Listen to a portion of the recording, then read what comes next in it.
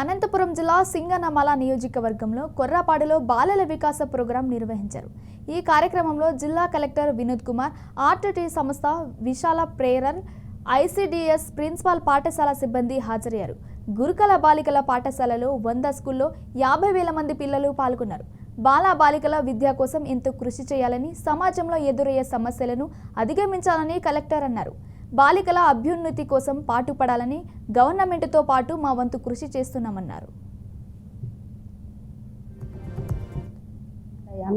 ఇందులో ఇచ్చినటువంటి sir collector గారు చెప్పినటువంటి గర్ల్ చైల్డ్ మీద ఇచ్చినటువంటి గర్ల్ ఎడ్యుకేషన్ అయితేనేమి, girl safety, girl child health విషయంలో అంబేద్కర్ గురుకులాల్లో ఇంప్లిమెంట్ చేస్తాము.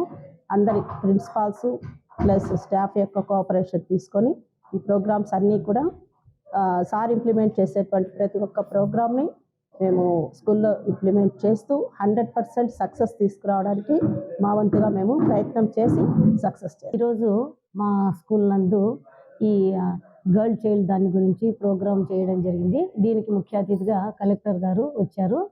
కలెక్టర్ గారు మరియు స్పెషల్ కలెక్టర్ గారు వినూత్న మేడం గారు, మా డీసీఓ మేడం గారు, ఐసీడీఎస్ డిపార్ట్మెంట్ వాళ్ళు